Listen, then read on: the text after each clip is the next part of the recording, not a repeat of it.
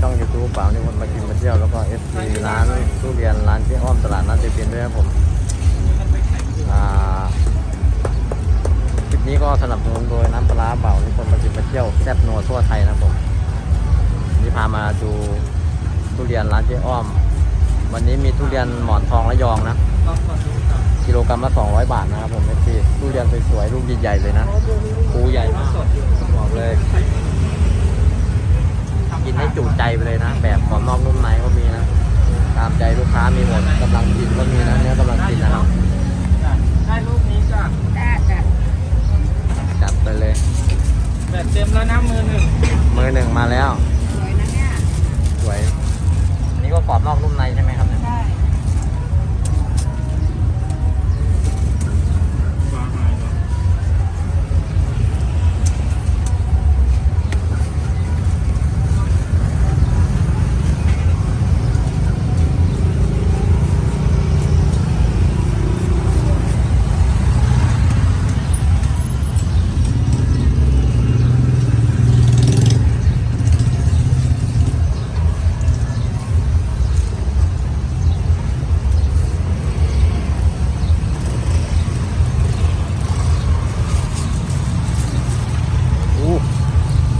สวยครับลูกใหญ่มาก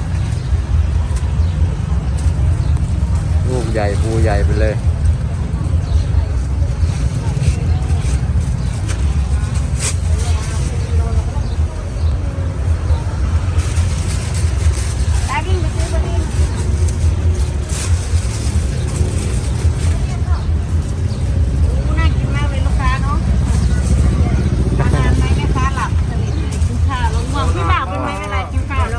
ครับเป็นเหมือนกันครับเป็นไหมเป็นครับผมหนังท้องตึงหนังตาหย่อนเลย กินข้าวเลยนะครับใช่ง่วงแล้วต้องได้นอน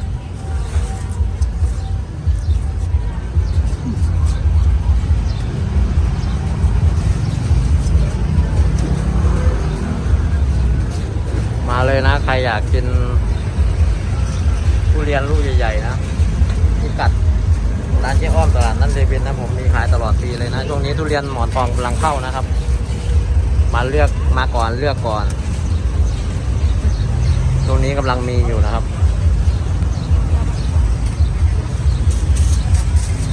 ได้แล้วจ้าเรียบร้อยคุณนะคะไม่ได้ลูกย่อมนะคะบอกไปเลยเนาะ3 โล 680โอนได้จ้า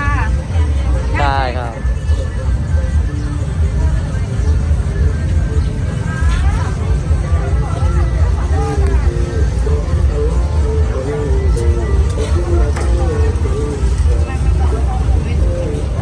เปล่ามีอยู่ข้างบนนี่แหละคนสวยเราเลือกถูกเท่าไหร่นะ680จ้า680จ้าสักครู่นะเรียบร้อยแล้วนะคะขอบคุณค่ะลูกค้าไม่สะดวกจ่ายเงินสดก็สามารถสแกนจ่ายด้วยแอปธนาคารได้เลยนะครับผมวันนี้ก็กิโลกรัมละ200 บาทนะเป็นหมอนทองจากระยองเลยนะครับผมเนื้อสวยๆภูใหญ่ๆเป้งๆไปเลยนะกินให้จุใจไปเลยเดี๋ยวบ่าวนิพนธ์ก็จะมาเก็บบรรยากาศแล้วก็ดูลีลาการปอกขั้นเทพของพี่อ้อมนะครับผมสุดจัดจริงๆเป็นกระบี่มือหนึ่งเลยนะกับการปอกทุเรียนนะ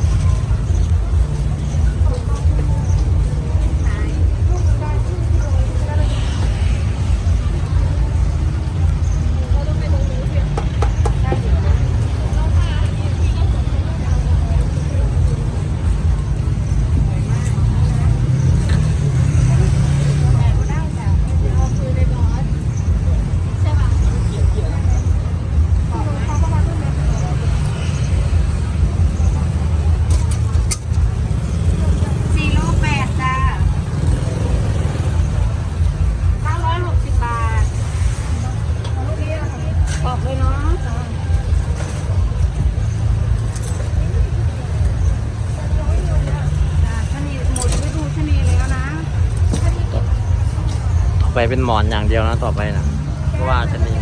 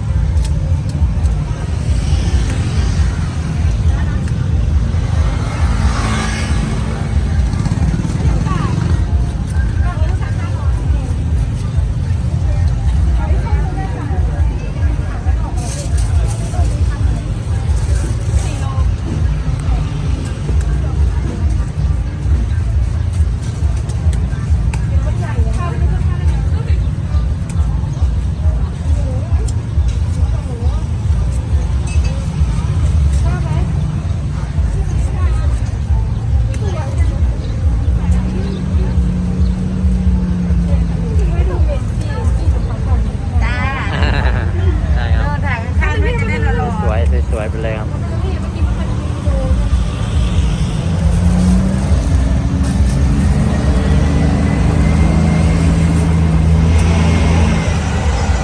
ให้คนจับแล้วมาถ่าย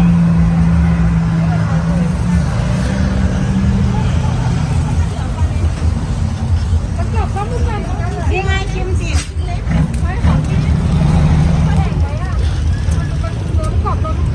ได้หวานกำลังอร่อยอร่อย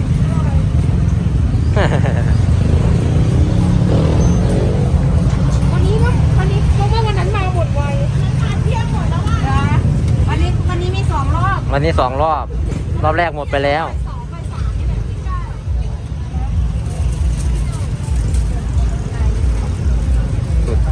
ลูกค้าบอกว่า ถ้าเจ๊อ้อมเอามารอบเดียวนี้ไม่ทันนะครับ เอาไปอีกลูกนึง เป็นนานมาทีของฤดู ได้ มันก็อร่อยนะอร่อยแน่ไม่ออกมาเลยนะคะ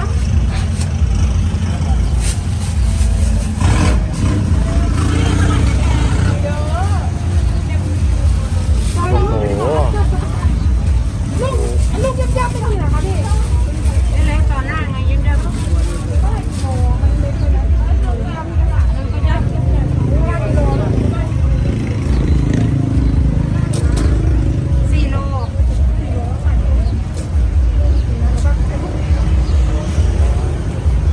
ลูกนี้เท่าไหร่นะพี่ 960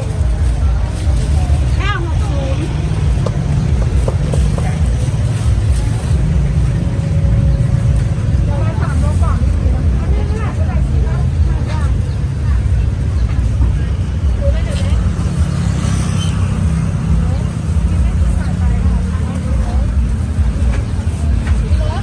้ แบรนด์เรื่องกาแฟก่อน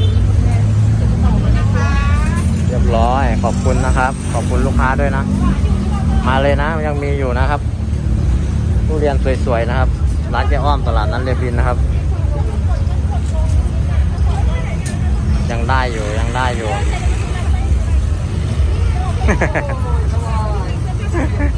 พี่เกียวสวัสดีค่ะ ไม่มีเล็กน้อยไม่มีใหญ่ โอ้พี่เกียวไม่บอกจะได้ วันนี้ จะได้แม่แบงค์มาให้เอาวันไหนเอาวันไหน วันนี้เลย ซื้อแรกมาเนี่ยฮะจะซื้อแรกมา ให้ข้อมูลอย่างเดียวเลยวันนี้ ไม่มีแบงค์เลยวันนี้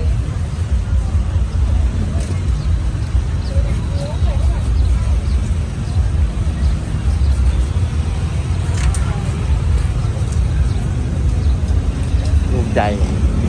สวย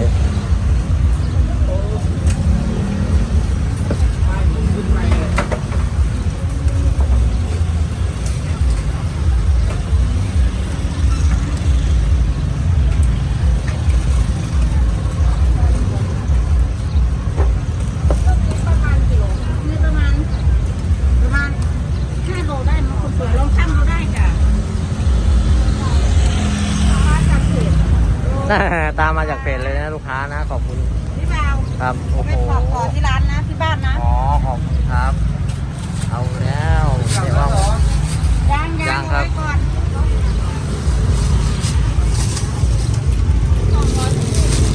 น้องก็จัดของฝากให้บ่าวนิพนธ์อีกแล้ว มีดแม่คมเลยครับเฮีย 4 โล 8 960 รอบค่ำๆแล้วลูกค้าก็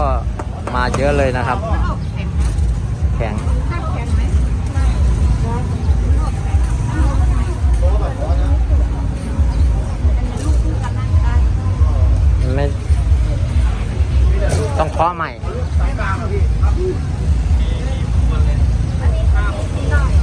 มีถ้าลูกใหม่นิดนึงถ้าอยากให้สุกต้องใส่ไปอีก วันอังคาร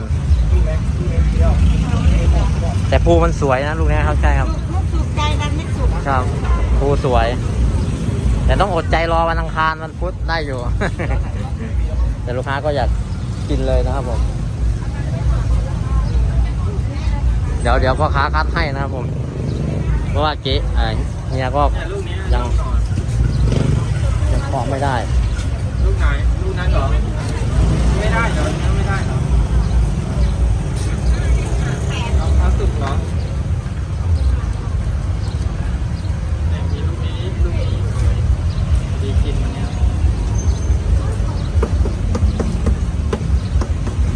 นี่คือใช่ครับ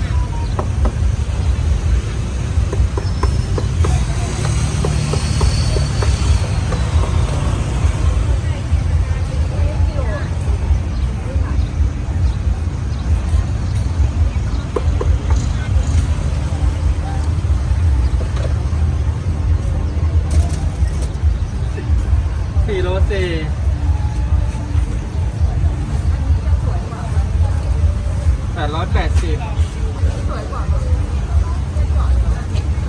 อันนี้ใหญ่กว่านะ อันนี้กำลังดี อันนี้สวย ยังอันนี้แบบกำลังดี เดี๋ยวให้แม่ค้าจอดดูให้ครับ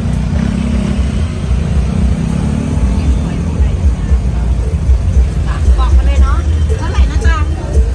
4 โล 4 880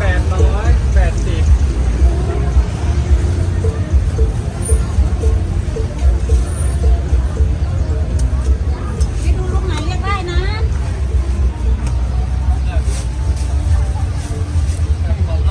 กรอบนอกนุ่มในพ่อค้า จัดไป เดี๋ยวให้ลูกค้าดูรูใหญ่ๆเลย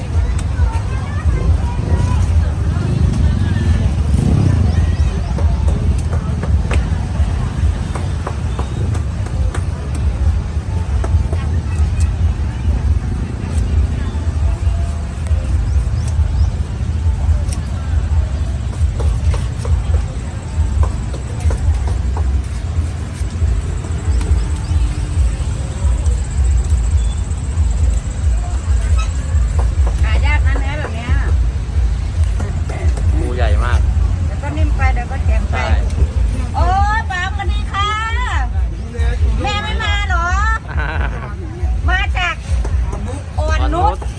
FC FC รู้เปล่าป๊าคลิปนั้นที่เราลงคนดูเกือบ10 ล้านอ่ะจำได้ไหมคนดู ครับประ 8 จำ ล้านอ่ะดังใหญ่เลยที่เราอัดกันวันนั้นอ่ะนี่ต้องมีค่าโปรโมทแล้วฟุกเลยวันนั้นน่ะ ได้ โอ้โหได้พรีเซนเตอร์หรอ ครับนี่ปูนี้ก็สวย